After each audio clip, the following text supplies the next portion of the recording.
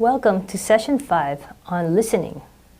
So by now, you have already heard a lot about social media, its potential, how to use it effectively with a strategy, and how to create content, and then how to spread this content so that it reaches as wide an audience and as targeted as an audience as you want. Okay. So now we're going to talk about listening, or how social media can be used to collect information about disaster risk. So the objectives of the session are to highlight the importance of collecting information and then how social media can be used for this purpose. We will also look at case studies where social media has been effectively used for listening. And then we will also analyze how well these efforts have done. So how could we use social media for listening purposes? In this side, we are going to think about a new kind of public, one that isn't just waiting passively for government to tell them what they should do, for government to tell them what is their risk, for government to tell them how they should prepare.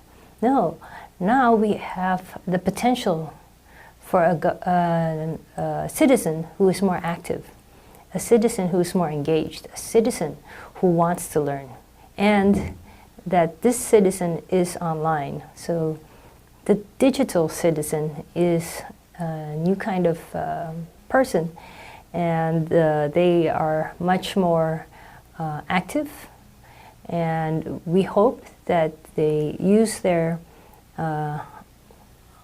online activity not just to connect with their friends and their family, but also to be a good citizen and express it online. So how can they be a good digital citizen? Well, they could share eyewitness accounts, what they're observing around them. If they see that something needs repair, if they see that there's problems approaching, perhaps like a flood is threatening, or maybe a landslide may occur, or a rock slide may occur, or some building may collapse because it's already old, or it's weakened somehow. So they can give eyewitness accounts and share what they've seen. And then who should they share it with? So this is where listening becomes an active action. Because as government, we need to let them know that we're listening, right? That we're interested in what they have to say, and that we want to know if there's a problem. We value this feedback. So we have to tell them the appropriate people or the appropriate social media channels where this information may be shared, where this information will be acted upon, so that the problems can be resolved. Okay. A good digital citizen will pass on messages about who's asking for help. Perhaps they themselves are safe, they're not in trouble, but maybe their neighbors need help, maybe their family who's in another part of the country needs help.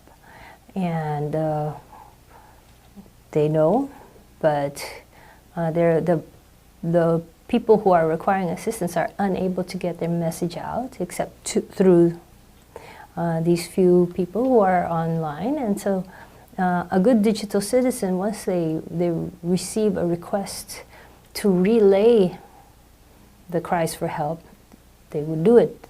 They would take the effort. Yes. So this is helping others get their message heard. That is a good digital citizen. And finally, a good digital citizen observes who's spreading the right kind of information. And so they would help share that, let's say, they found the site of the government's weather agency, and then they let their network know, this is a good source for weather information. Please pass this along. Or perhaps they found a good book about disaster risk, or a good book about how to cope with floods, and they found it really helpful, and so they pass it along to their friends through their social network, using their social media accounts. So then, this is all very helpful, right? This is all with the intention to help, right? So then the government now will be in a good position to help, let's say, tap these good digital citizens and ask them to participate in efforts for disseminating crucial information about disaster risk, right? So then the situation actually isn't one of just making a post and sending it along. No, it's about making a post, seeing how far it spreads, who spreads it, why do they spread it, and then thanking people for spreading it. And then also giving feedback on other people's social activity, social networking activity, to encourage the right kind of social networking activity, such as being good digital citizens. So then the government would in turn benefit from this, because they can rely on this virtual group of collaborators who are interested in the idea of disaster risk. Rescue agencies, whether they're part of the government or they're with civil society, they can also employ the same strategy, where they interact with good digital citizens whom they are establishing ties with through the social networking sites, and then encouraging them to participate in different online actions, encouraging them to come and attend real-life events, yeah, and then keeping them aware of the different or latest ideas and tools and techniques, and even social media apps or applications that could help for disaster risk management. Okay, so then listening is one of the biggest advantages of social media. We're able to do this listening. Yeah? So it's not listening with our ears, but it's listening with our digital ears. Yeah? So observing who is active and happy to spread along the kind of information that would help others in times of crisis, and help others protect their homes, their loved ones, their livelihoods. So now, I'd like to give some examples. The first one is about peer-to-peer. So before, peer-to-peer was used to describe a certain setup of computer hardware. But lately, we've been using it to describe how one type of within a type of social group, within a social group, the members of that group are more effective at reaching each other and teaching each other and coming to the same ideas. So then we can use peer-to-peer to teach about disaster preparedness, for example. So this example is about how one can reach out to students through peer-to-peer sites and get the students to raise the awareness of other students about disaster preparedness. So, for example, we can tap students' social networking sites to let them know about disaster risk management, that they can study some courses that are about disaster risk management, that there are resources online and in libraries and in institutions that they can tap into, so that they can learn more about disaster preparedness. And then these students can submit their own stories to their peers. You know, they can tell their peers about what they experienced, what's it like to be a volunteer, what it's like to organize a risk mapping activity, what's it like to learn rescue skills, and then what's it like to teach other people how to keep safe. So then other students would be encouraged to try and have the same type of experiences that their fellow classmates and friends are having. So then it's not difficult to imagine someone like you doing what they're doing, and it's not difficult to imagine that you could be trying the same thing. So this is the advantage of peer-to-peer, and then it spreads really fast through the social networking sites. Yeah. So it's a good idea to try to tap into peer-to-peer relationships online. Now the next example is a health monitoring system that's on mobile. It's used in Surat city in India. So this is a specific example. It's part of a closed system, so it's not open to the public. It's only for the healthcare system within Surat city.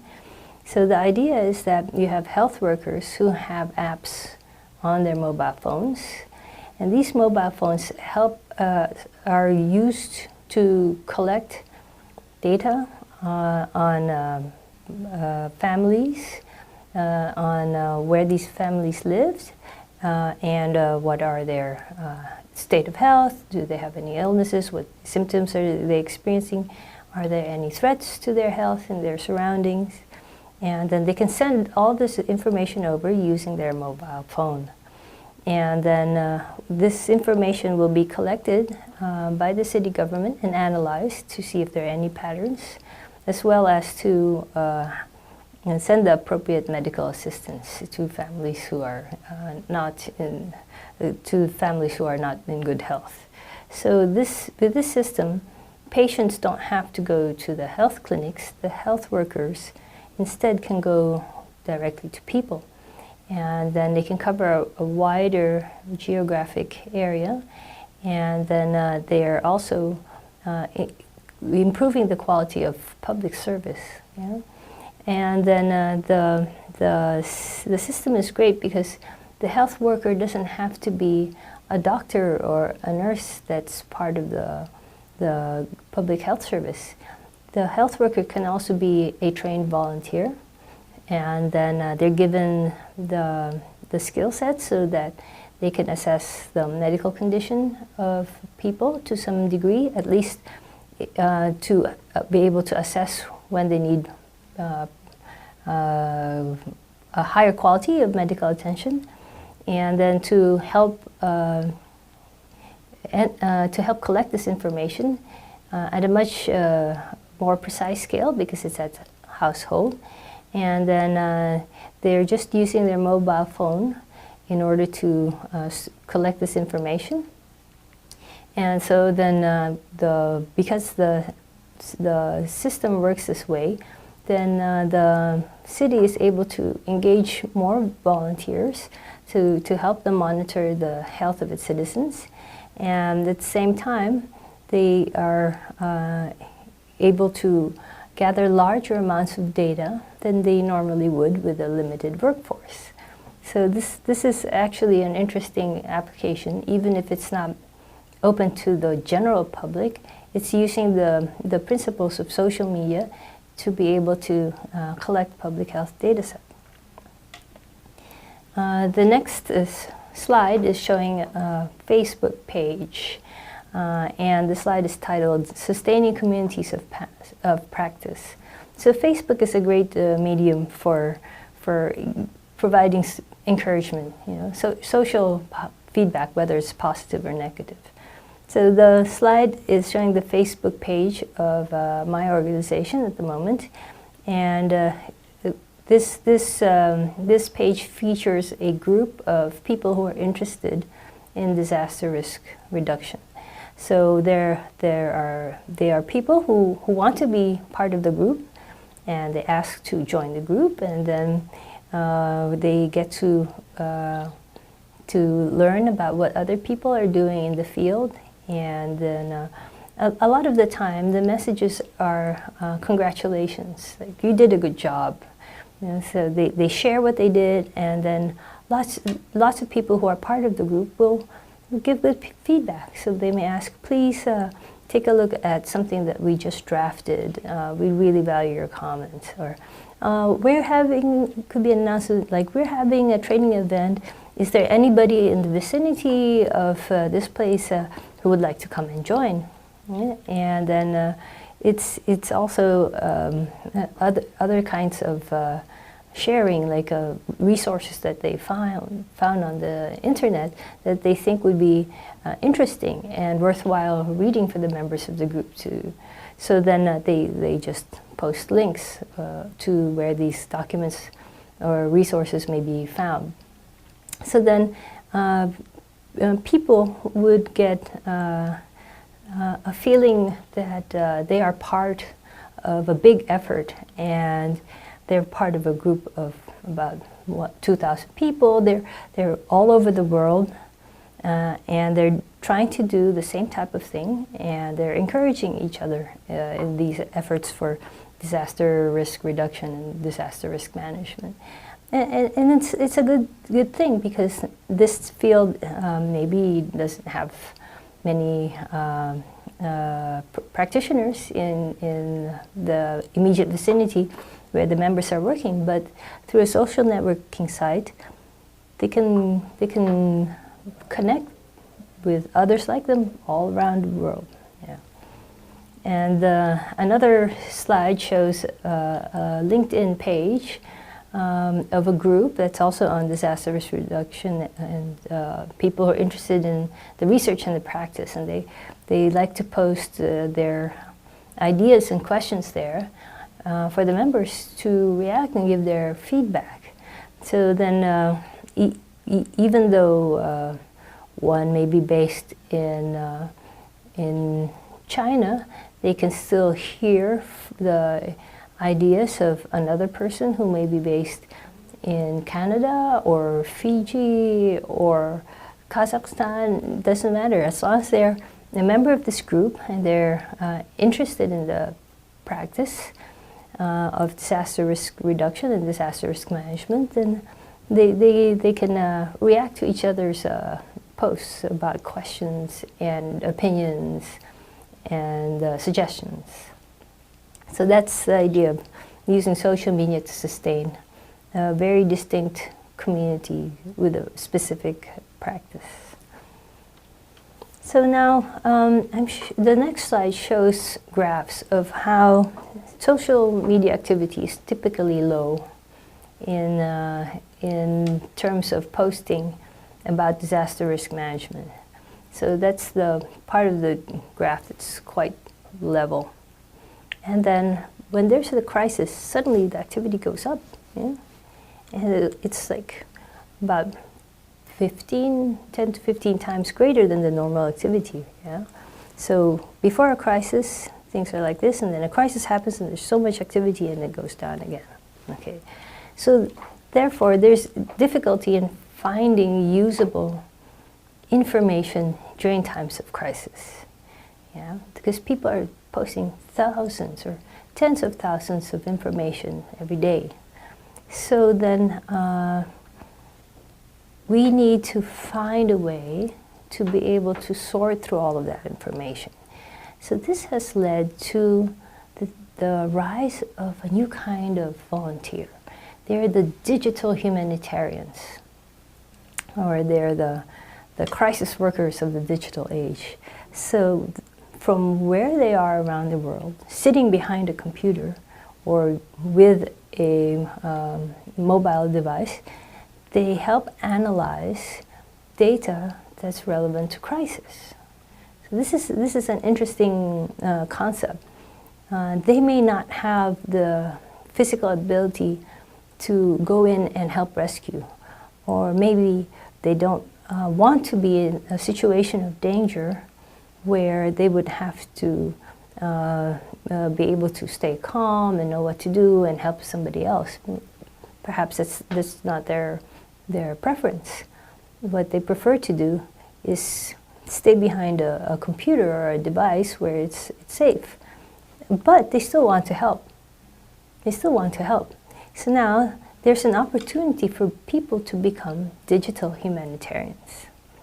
So I've gone to the next slide where we're looking at an example from MicroMappers.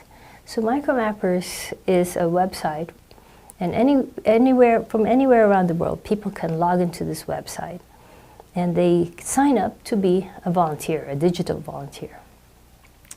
As a volunteer, they would help sort through the tweets and photos that are sent in during times of crisis. So 90% of tweets, according to research, these are not very useful. They will not have enough information to act upon. Sometimes people will just tweet, "Oh no, rain has started," or "Oh no, an earthquake is shaking the house." Or, okay, that's something is happening, but you don't know where it is. You don't know how bad it is. You don't know from that bit of information. You don't know whether help is needed. Yeah. So then the volunteer would have to read all of these and then categorize them. Helpful, not helpful. Helpful, not helpful. If it's helpful, is it talking about damage? Is it talking about needing rescue? Is it talking about needing relief goods? And if it is, where are the people who are in need? Okay, so then the volunteer would look at all of this and try to sort the information. And if there is data about the information, they will map it. Yeah, they will map the data to be able to find out if there are clusters of problems. So that's what we see in this MicroMappers website that was used to map tweets, and these tweets are giving specific information about what happened when a typhoon passed through, in this case, the Philippines. Now I'm looking at the next slide, which is a similar undertaking, and it's on the site of Rappler, where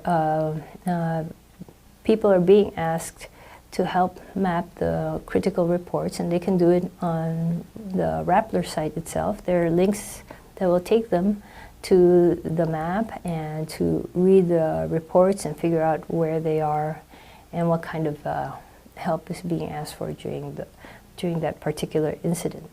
And both examples are just private initiatives. None of them are government.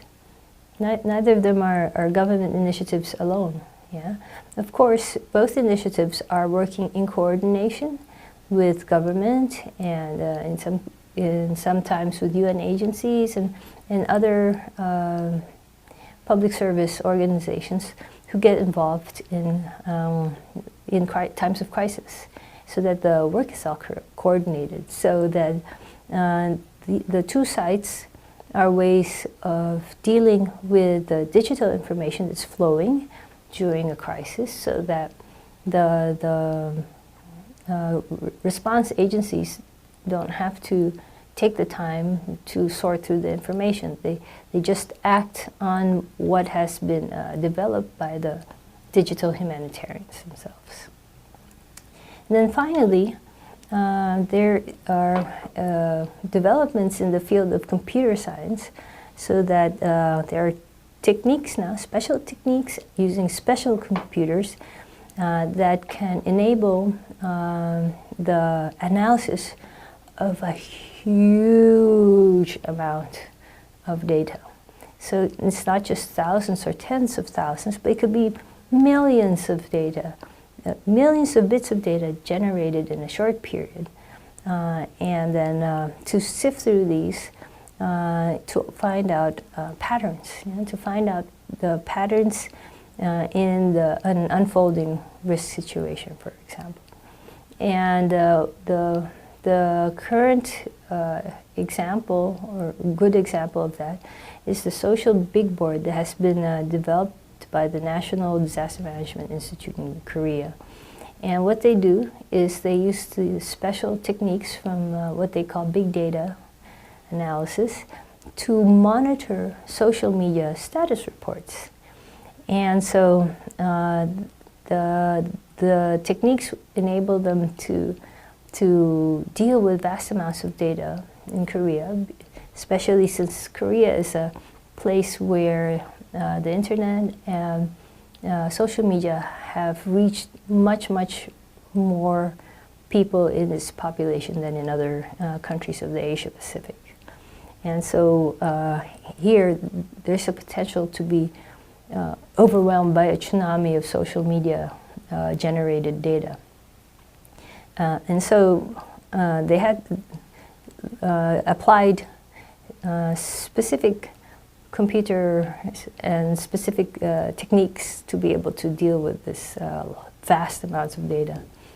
And then they post the results in a private big board that government uses to track where are large groups of people who are requiring assistance, so that they can sometimes, even with the social big board, spot a disaster even before it has reached crisis proportions, and they're already able to respond very quickly. So I hope you found the examples that I mentioned to be very interesting and eye-opening. So then we can now do away with the idea that government and public service can only generate information one way. We can do away with the idea that we can only disseminate information one way. No, we can actually collect information. We can actually engage in conversation. And we can even build trust through this engagement and through this listening. And so there are more examples in the document on social media for disaster risk management. I hope you take the time to read the examples there. And more importantly, I hope you will start to participate in any of the social networking sites that are focusing on learning and sharing ideas about disaster risk management. Let that be one of your first actions as a good digital citizen after you finish listening to this video.